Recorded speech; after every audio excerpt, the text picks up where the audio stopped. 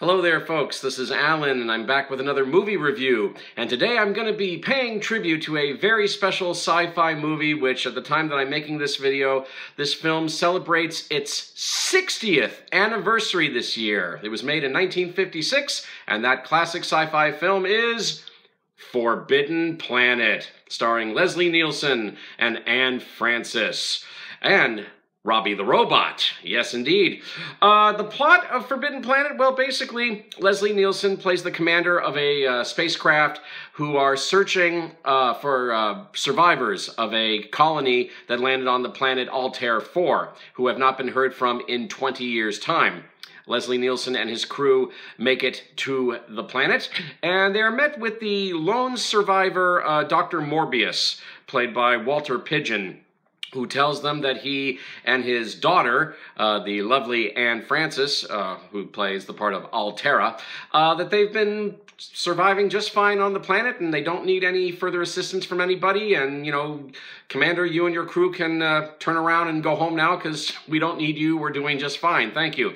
However, it's not that simple for Commander Adams to leave. Apparently his craft needs some repair work done to it, and basically they discover that Dr. Morbius and his daughter Altera and their trusty robot, the very unique robot Robby, that they're living on a planet that was formerly colonized by a group of people known as the Krell, who were highly intelligent beings. And I mean, the Krell died millions of years ago, or as Walter Pidgeon puts it, like 2,000 years ago. Maybe that's not a million years. Okay, maybe that's not millions of years ago, but they died off 2,000 centuries ago, according to Dr. Morbius. But they were a highly, highly intelligent race and had a very, very highly advanced technology. They also visited the planet Earth millions of years ago, which may explain why Altera happens to have a pet tiger and some other pets like deer and whatnot with her, thanks to the animal creatures that the Krell took back with them. But anyway, the mystery that goes on in Forbidden Planet is that the fact that all of Dr. Morbius's fellow colony people died, and they were killed by some unseen force. As Dr. Morbius says, they were torn limb from limb by some unseen creature. It was an invisible creature that killed them all. But ever since then, which was 19 years ago, Dr. Morbius and his daughter Altera have been living peacefully with Robby the Robot as their servant. And by the way, Dr. Morbius's wife had passed away just several months later after the colony people were killed by this unseen creature. So anyway, there's this big mystery going on about the Krell and about this mysterious creature, and you know, the Dr. Morbius, he's reluctant to go back with Commander Adams and his crew back to Earth. He's reluctant to let his daughter Altera go back with them. So there you go. There's this whole mystery going on involving the Krell people and this mysterious, unseen, violent creature that has not been seen in 19 years. But now with Commander Adams and his crew on the planet, this unseen, mysterious monster is about to return. That's basically the gist of what's going on in Forbidden Planet.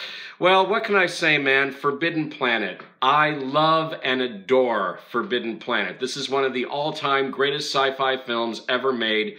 Groundbreaking film, and I wouldn't be surprised if George Lucas took some inspiration from Forbidden Planet. I'm sure all filmmakers who love the sci-fi genre have taken inspiration from Forbidden Planet. The fact that this film was made 60 years ago, baby, and it still holds up today with magnificent visual effects, magnificent cinematography and scope, a fantastic, eerie music score. Actually, it's not even really a music score, but it's like an eerie, they call it tonalities, by a husband and wife couple who I'm trying to look up here. Hold on. Bibi and Louis Barron they basically specialize in electronic music. So there's not really music here in Forbidden Planet, but we hear all these real sounds like gee, can I even replicate some of them? Like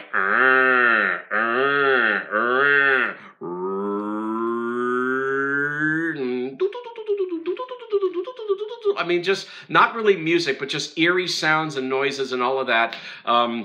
yeah, this couple, the Barron couple, again, I'm trying to get their names here, Bibi and Louis Barron, yeah, they specialized in electronic music, and they supplied the eerie, way too cool soundtrack for Forbidden Planet, which I don't think has ever appeared in any other film. So Forbidden Planet is a unique film. I mean, the eerie sounds and noises you hear throughout, which doubles as the film score, it's unique. It's totally unique. It has never appeared in any other film but Forbidden Planet. My God, Forbidden Planet. I mean, first of all, it's a terrific story too. It tells a very simple story. The film isn't very long either. I mean, Forbidden Planet is about 98 minutes long, so it's not too long a film. But basically, it's a sci-fi retelling, more or less, of the old Shakespeare play The Tempest, about some people being deserted on an island, shipwrecked on an island. They come across an old man living by himself with his daughter. I think that's more or less the plot of The Tempest. So basically you have Shakespeare's The Tempest set into a sci-fi setting with Forbidden Planet. But it totally works. I mean, wow. I mean, you'd think a sci-fi film like Forbidden Planet would be yet another B-grade sci-fi movie, but Forbidden Planet is so much more than that. It is not B-grade at all. It is A-grade, A-plus grade, in my opinion. I mean, again, the script for this film, written by Cyril Hume, is great. It takes the material seriously. The film was directed by Fred M. Wilcox, and his direction on this film is spot on. The whole cast of this film is terrific. See if I can just bring up the cast here. I mean, you've got a young Leslie Nielsen. This was long before he was starring in Airplane and The Naked Gun, and long before he started saying "cigarette." I know. I mean, this is a very young, excuse me, a very young, handsome Leslie Nielsen playing a straight role, and he's great as Commander Adams. Again, very authoritative, very commanding, and yeah, he's very, very good in this part. Also, Walter Pidgeon, man, as Dr. Morbius. I mean, what a fantastic actor, what a fantastic speaking voice that man had. Yeah, I am Dr. Morbius, and this is my daughter, Altera. We've been living here on Altair 4 for... Well, anyway, I do a lousy Walter Pidgeon impersonation, but anyway, the man had a fantastic, commanding speaking voice, and he is just wonderful as Dr. Morbius. And then you've got Anne Francis. Oh my God, Anne Francis as Altera, Dr. Morbius's daughter. Anne Francis, man, she was a goddess. I had a major crush on Anne Francis. I mean, she is eternally lovely, absolutely gorgeous, and a fine actress. Not just physically beautifully fine, but also a fine actress. I mean, she's just so beautiful and so adorable, and you just fall in love with her very, very easily. I certainly did in the role of Altera. Beautiful, and again, very charming, very lovely, very adorable personality she puts across as Altera, even though her character is a bit naive of things. I mean, she knows no other man except her father, but then she comes across Commander Adams and the other men in the crew, and yeah, she has her first sparking of romantic interest, and eventually she and the commander get together, which is nice to see. But yeah, Anne Francis, a goddess forever. I love you, Anne Francis. I love you, Anne Francis. I will always love you. Beautiful woman and a fine actress, and great performance as Altera. Also in this film, you've got other folks like, let's see, Warren Stevens as Lieutenant Doc. He's great. Jack Kelly as Lieutenant Jerry Farman. He's good. Very, very good. Earl Holliman as Cook. He's the main cook on the ship, but he's very, very funny. I like him a lot. You will also, you might notice as well, Richard Anderson as Chief Quinn. He would later go on to star on the TV show The $6 Million Man. So yeah, he's very good in his supporting role. Yeah, $6 Million Man with Lee Majors. And of course, I have to mention Robby the Robot. What a fantastic classic robot Robby is. I mean, and again, the fact that he was made back in 1956, he's a brilliant robot. I mean, he's this big lumbering black robot with all these kinds of like electrodes and dials spinning around in him. And when he talks, his mouthpiece lights up in blue light whenever he speaks. And he's got like these spinning dials on him. And he talks like this. "Hello, Commander. I am Robby," and he's just a classic robot. In fact, let's see. There you go. There's Robby right there. classic robot he is. Fantastic, legendary, classic robot. Before C-3PO, before R2-D2, there was Robby. Classic robot. I love him, and great voice. Let's see, who did the voice of Robby? Is he given credit here? Miller, Marvin Miller. Yes, Marvin Miller does the wonderful voice of Robby, and he's fantastic. The visual effects in Forbidden Planet are phenomenal. And the fact that a lot of these visual effects were hand-drawn, I mean, there was no CGI, of course, back in 1956. So every laser beam that you see, when we see the id monster, the invisible id monster, when it finally appears in the electrical force field that the crew put around their ship, and it finally shows up in the electrical force field. It's all hand-drawn. Hand-drawn animation. The laser beams are hand-drawn. The spaceship. The spaceship, which I believe is called, what? The spaceship that Commander Adams and his crew fly on, which is called the C-57D. Yes, the C-57D. And it's basically just a flying saucer. It's basically a stereotypical-looking flying saucer. But the way it moves when we see it in the outer space shots and when it finally touches down on the planet, I mean, it is a very, very impressive spaceship, even though it is, for all intents and purposes, just a flying saucer, but a brilliant flying saucer. The outer space shots in this film are fantastic. Every time when I see these outer space shots of the flying saucer, the CD-57 or whatever, flying in space, like we'll see the planet Altair 4, you know, slowly spinning on its axis in the lower corner of the screen, and we see the CD-57 flying saucer flying towards it.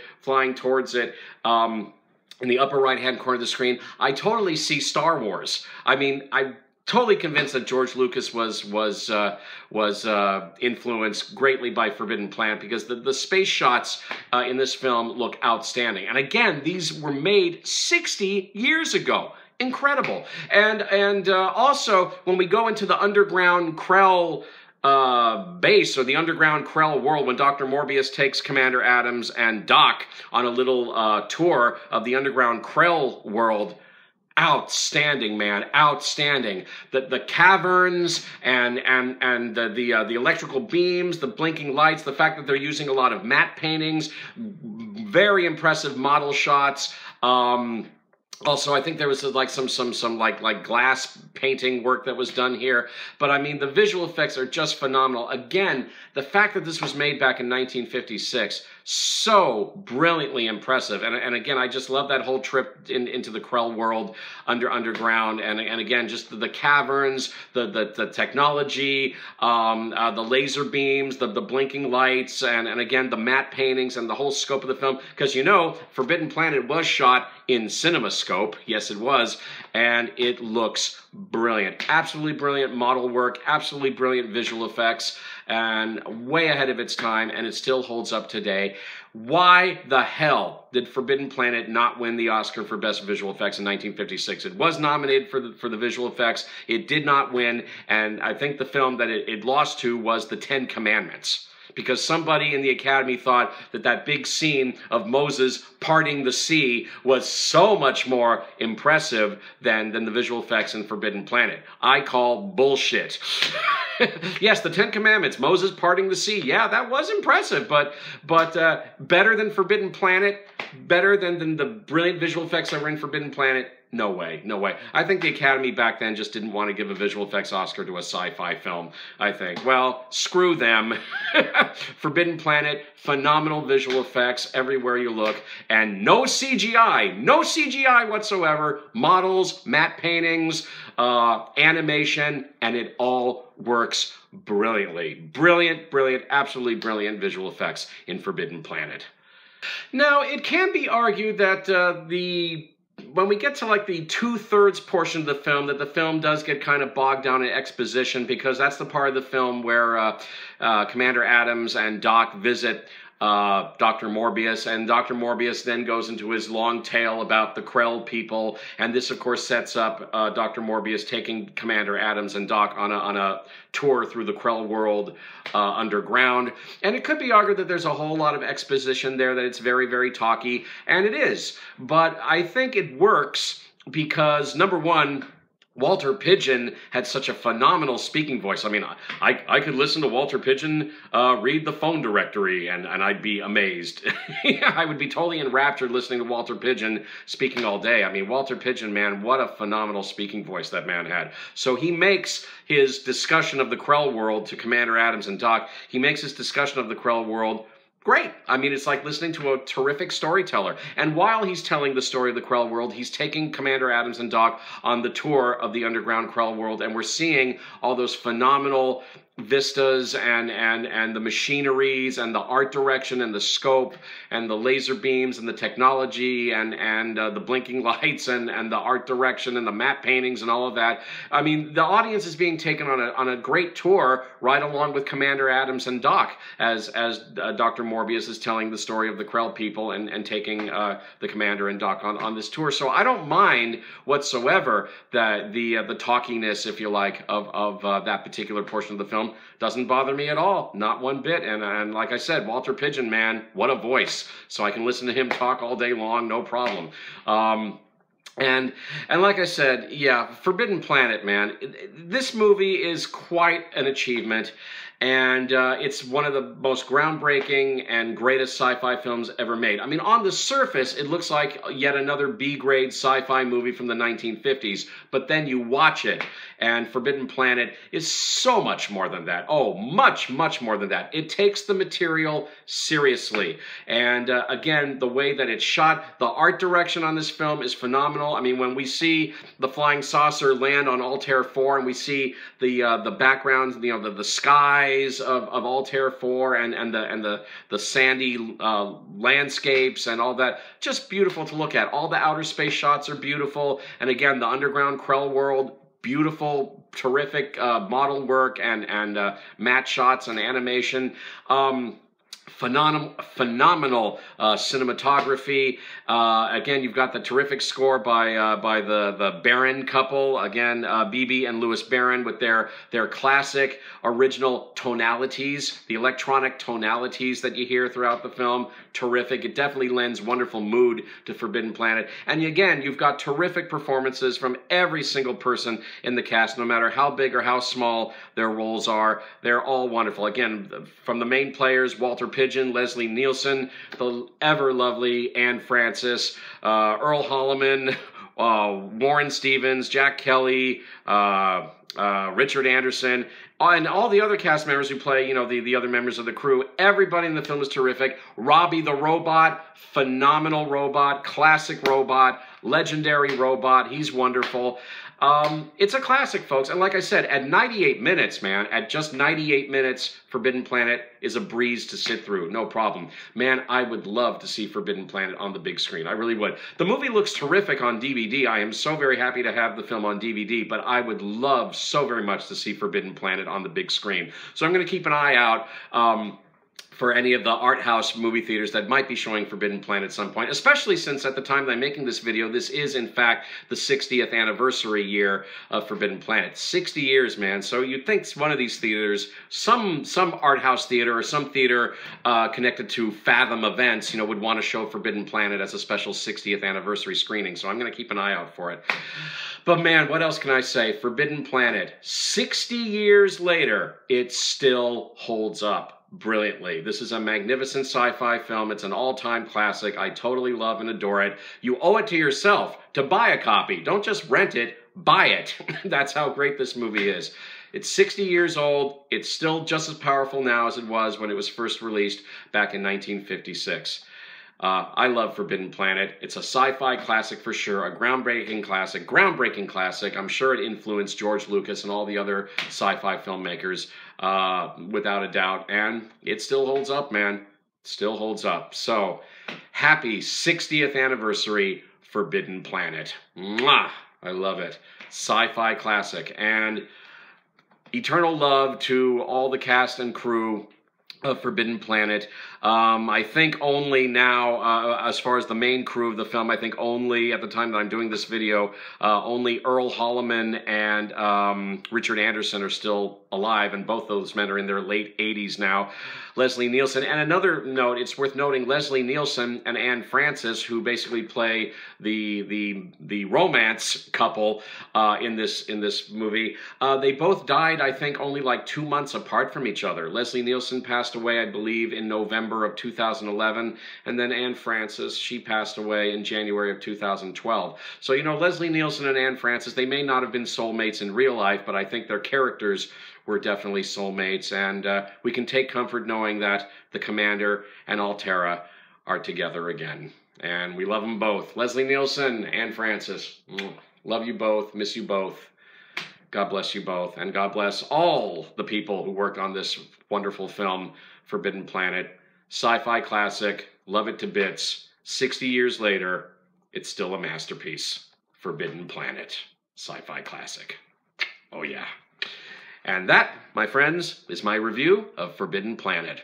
So, this is Alan. Thank you so much for watching. Don't forget to subscribe down below, and I'll be back next time with another movie review. And I'll see you then.